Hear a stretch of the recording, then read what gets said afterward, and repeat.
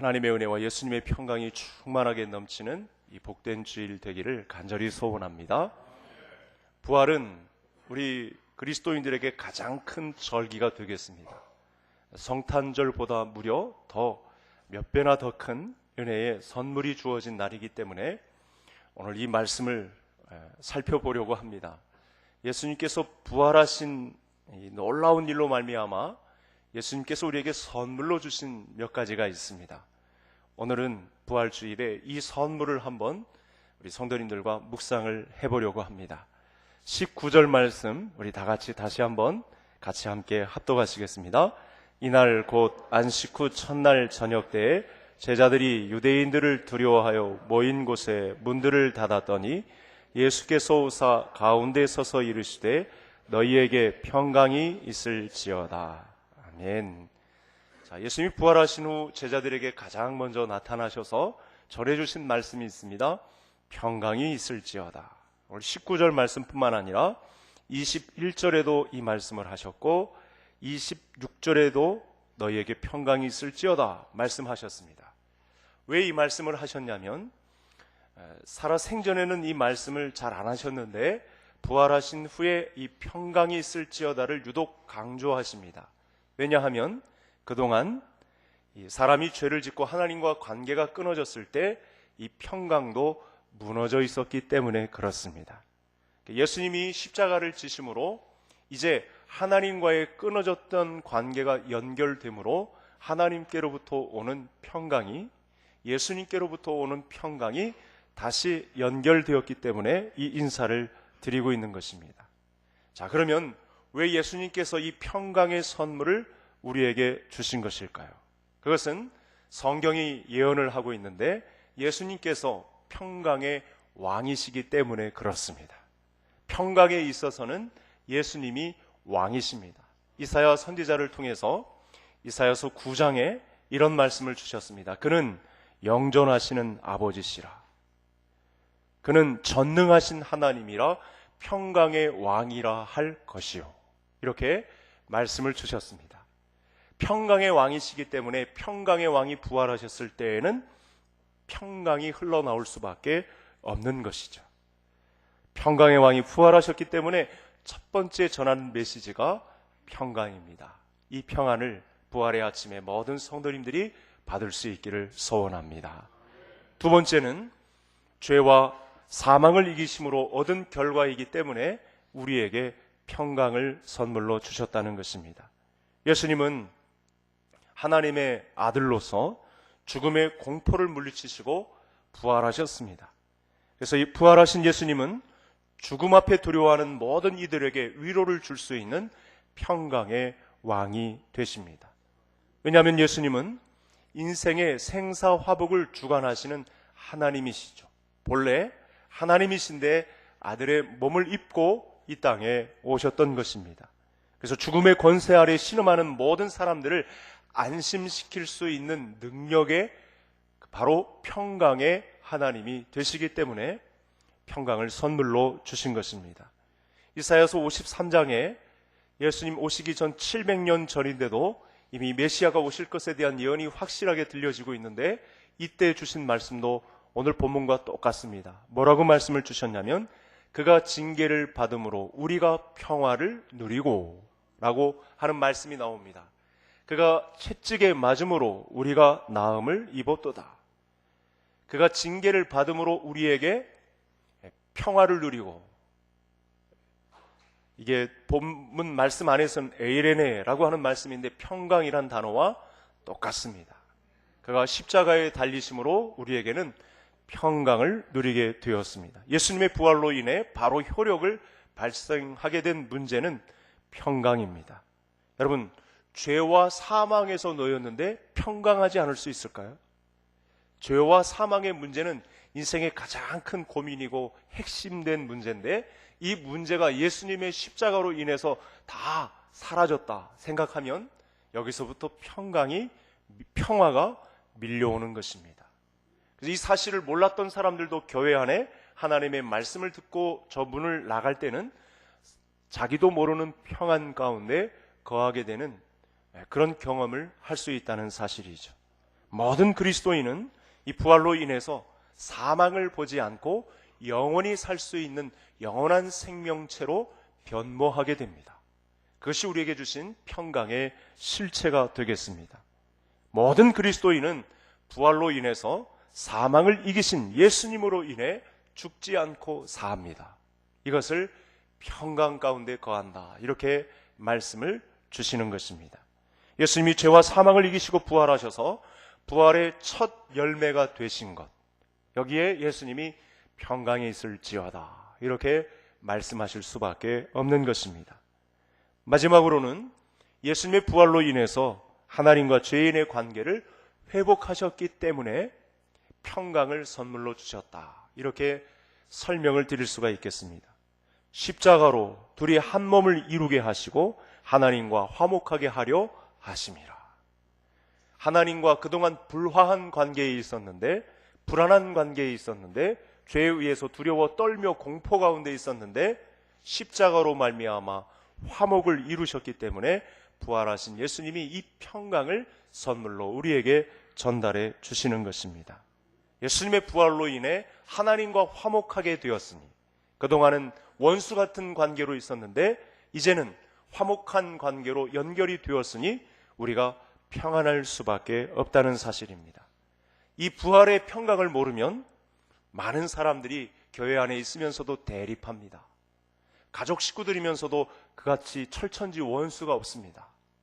가족 식구들이라도 부활의 예수님의 평강을 모르면 싸웁니다.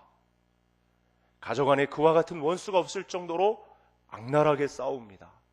그래서 가정 안에서와 개인, 교회 안에 모든 온누리에 이 부활의 소식은 복음일 수밖에 없고 진정한 평안을 전달해 주신다는 말씀이 되겠습니다. 예수님은 십자가와 부활을 통해서 하늘과 땅에 끊어진 이 원수 같은 관계를 예수님의 부활로 연결시켜 주셨다. 그래서 이 사실을 잘 아는 예수님께서 제자들에게 나타나시자마자 평강이 있을지어다, 이렇게 말씀하셨습니다. 그래서 지금 이 내용을 잘 아는 유대인 그리스도인 가운데는 이렇게 인사법을 한다고 합니다. 저를 따라 하시겠습니다. 샬롬. 예, 당신에게 평강이 있기를 원합니다, 라고 하는 뜻인데, 예수님의 부활로 인해서 하나님과 화목하여 불화한 관계에서, 원수된 관계에서 연결되었으니 얼마나 감사한지 모릅니다. 샬롬, 이렇게 평강을 전하는 인사법이 있다고 합니다. 그래서 어떤 분들 중에는 할렐루야 인사하는 분도 있고, 우리나라 분들 중에는 또 샬롬 이렇게 인사하는 분들도 있습니다. 아주 좋은 인사법이 되겠습니다. 부활로 인해 예수님에 의해 전달된 선물을 잘 아는 분들의 인사법이 된다는 것이죠. 그래서 복음서 이후에 사도들은 편지를 쓸 때 제일 먼저 예수님의 평강이 여러분에게 있기를 원합니다, 이렇게 첫 줄에 이 복음의 부활 메시지를 전달하고 있습니다. 저도 성도님들에게 설교를 시작하기 전에 이 사실을 알고 성도님들에게 예수님의 평강이 있기를 원합니다, 이렇게 인사를 전달하고 있는 것입니다. 부활의 주님 없는 평안은 없는 것이죠. 부활 없는 복음은 그래서 없는 것입니다. 따라서 성도님들의 가정마다, 직장마다, 개인마다, 우리 자녀들마다 예수님의 부활의 평강이 충만하게 주어지기를 간절히 소원합니다. 22절을 다 같이 함께 읽겠습니다. 이 말씀을 하시고 그들을 향하사 숨을 내쉬며 이르시되 성령을 받으라. 아멘. 평강을 부활로 인해 선물을 주실 뿐만 아니라 두 번째는 성령을 선물로 주십니다. 성령은 놀라운 선물입니다. 왜 놀라운 선물이냐면, 이제 성령님은 예수님의 공백을 메꾸는 하나님이 되시기 때문에 그렇습니다. 예수님은 부활하셔서 조금 후에 승천하십니다. 그럼 아직 우리의 때가 남아있는데 이 하나님께 이를 때까지 이 종말의 때는 누가 감당합니까? 이 시공간을 누가 감당합니까?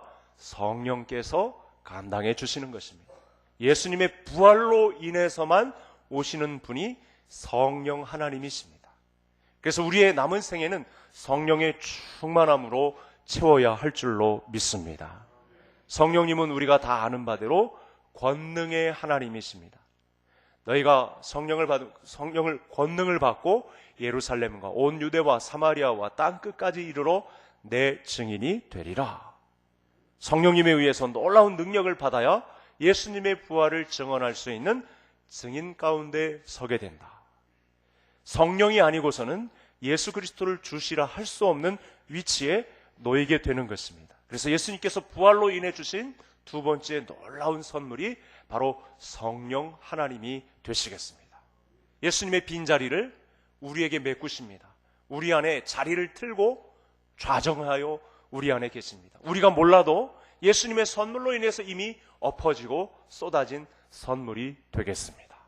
예수님의 부활로 인해 우리에게 선물로 거저 주어진 놀라운 하나님, 성령 하나님을 충만하게 모시고 살 수 있는 우리 모든 성도님들 되시기를 간절히 소원합니다. 이 사실을 잘 아는 바울이 이런 말씀을 했습니다. 너희는 너희가 하나님의 성전인 것과 하나님의 성령이 너희 안에 계시는 것을 알지 못하느냐. 따라서 우리가 성령님이 우리 안에 계신다는 사실 앞에 굴복할 수 있고 순종하여 사명을 이루는 길 가운데 나아갈 수 있습니다. 성령으로 말미암지 않는 것은 다 거짓입니다. 성령으로 하지 않는 것은 얼마 가다가 멈추게 되어 있습니다. 성령으로 하지 않으면 끝까지 달릴 수가 없습니다. 우리 교회가 성령 충만하지 않으면 하나님의 의를 이룰 수가 없습니다. 성령님이 아니고서는 주님이 원하시는 바로 그 교회, 건강한 교회를 이룰 수가 없다는 사실입니다. 따라서 우리 모든 성도님들에게 부활하신 예수님으로 인해 선물로 주신 성령의 충만함을 덧입고 살아가는 이 부활주일 그 이후의 삶이 되시기를 간절히 소원합니다. 덧붙여서 하나 더 이 성령과 관계된 선물은 약속이 오래되었습니다. 무려 2570년입니다. 이때 인물이 에스겔 선지자인데 하나님께서 그발강가에 서 있는 에스겔 선지자에게도 성령을 선물로 주셨는데 뭐라고 말씀하셨냐면 이렇게 말씀하셨습니다.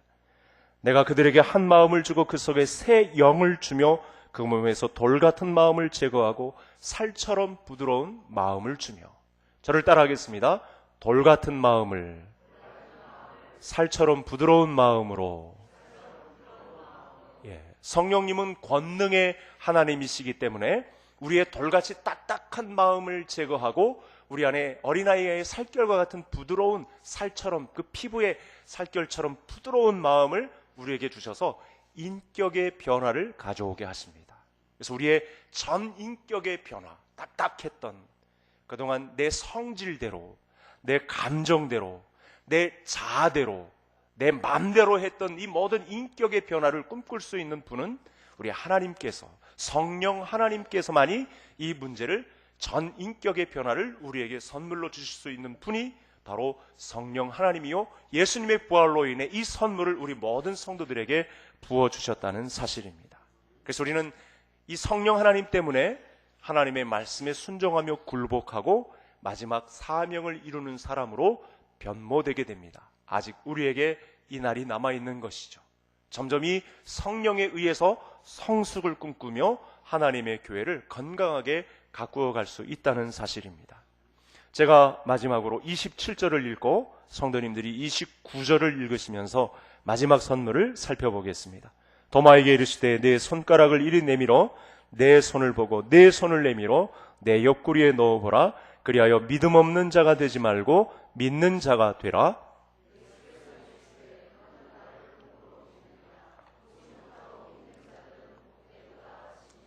아멘. 자, 지금 우리가 부활주일에 예수님이 부활로 말미암아 우리에게 주신 선물을 우리가 말씀의 교제를 통해서 나누고 있습니다. 첫 번째 선물이 무엇이었죠? 평강을 선물로 주셨습니다. 두 번째는 성령을 선물로 주시고 마지막으로는 무엇을 주셨을까요? 믿음을 선물로 주셨습니다. 오늘 말씀뿐만 아니라 27절, 29절 두 번이나 반복해서 제자들과의 대화에서 믿음을 가질 것을 예수님이 요구하고 있습니다. 부활로 인해서 생긴 새로운 믿음이 되겠습니다. 도마와 다른 제자들과 함께 있을 때 사실은 우리가 이렇게 말씀이 성숙된 다음에 도마를 손가락질할 수 있는데 우리가 다 도마죠. 의심 많은 도마와 같이 우리가 하나님의 말씀을 제대로 이렇게 스펀지 같이 받아들이고 이 말씀을 소화할 수 있는 능력이 사실은 우리에게 없죠. 우리는 다 도마의 위치에 서 있는 사람들이라고 볼 수 있겠습니다. 그럼에도 불구하고 예수님이 뭐라고 말씀하셨냐면 보지 않고 믿는 자들은 더 복되도다. 여러분, 이 말씀이 우리에게 이루어진 거 아십니까? 저와 성도님들은 예수님을 보지도 않았는데 믿고 계셔요. 제가 일주일을 지내면서도 이 믿는 자들의 형통함이 어떤 것인지 얼마나 많이 확인했는지 모릅니다. 우리 교회만 해도 잘 보이지 않는 곳에서 누가 시키지도 않은 일인데 주님의 교회를 건강하게 돌보기 위해서 기도하시며 또 물질로 헌신하시고 보이지 않는 곳에서 온전한 헌신을 감당하는 분들이, 이거는 예수님을 보지도 않고 믿는 믿음이라고 할 수밖에 없는 그런 신기한 일들이 오늘날 우리 교회에 벌어지고 있다는 사실입니다. 그런데 성경이 말하는 믿음은 사실 우리가 그동안 알고 있었던 믿음과는 조금 차이가 있다는 것을 이제 마지막에 살펴보셔야 하겠습니다. 이 믿음은, 예수님께서 우리에게 주신 믿음은 나에게서 난 것이 아니요 하나님에게로부터 쏟아진 믿음이라는 사실을 아시기를 바랍니다. 너희는 그 은혜에 의하여 믿음으로 말미암아 구원을 받았나니 이것이 너희에게서 난 것이 아니요 하나님의 선물이라. 여러분, 성전 휘장이 찢어진 틈을 통해 하늘이 갈라져서 음성이 난 것을 통해 하나님의 믿음은 이미 봉합할 수도 없고 주워 담을 수도 없고 쏟아진 믿음입니다. 그 은혜에 의하여 믿음으로 말미암아 쏟아진, 거저받은, 값없이 우리에게 주어진 믿음이 바로 우리의 믿음이란 사실입니다. 어떤 분들은 교회를 다니면서도 이 믿음을 치성으로 받을 수 있다고, 열심을 내는 것으로 받을 수 있다고, 우리가 열심히 기도하는 것에 의해서 우리의 구원이 좌우된다고 다른 복음을 전하는 사람들이 있습니다. 아주 위험한 신앙입니다. 내 기도와 내 치성과 내 열심과 내 헌신과 내 물질로 인해서 구원을 좌지우지할 수 있다? 천주교식 믿음입니다. 이게 바로 신천지입니다. 신구원파 영지주의 이단입니다. 믿음에 대한 바른 인식을 갖고 있어야 되는데 이것은 너희에게서 난 것이 아니요 하나님의 선물이라. 예수님이 부활로 인해서 우리에게 선물로 주어진 것이지 우리가 뭘 치성을 드린다고 해서, 열심을 낸다고 해서, 뭔가 기도를 많이 한다고 해서, 교회에 헌물을 많이 갖다 바친다고 해서, 충성과 봉사를 내가 많이 한다고 해서 구원이 좌지우지 되는 게 아니요 오직 이 믿음은 하나님에 의해서 쏟아진 것이고 갈라진 하늘의 틈을 통해서 엎어진 것이요 주워 담을 수도 없고 하나님의 사랑이 완전히 쏟아진 것입니다. 따라서 이 구원의 확신을 믿어 의심치 않는 성도님들 되시기를 바랍니다. 절대로 저와 성도님들이 받은 구원의 역사는 취소되지도 않고 물러나지도 않고 확신 있게 우리에게 주어진 믿음이 되겠습니다. 성경 말씀을 통해서 보니 이것은 값없이 주어진 것이요 우리에게 거저 주시는 바 하나님의 은혜라고 말씀하고 있습니다.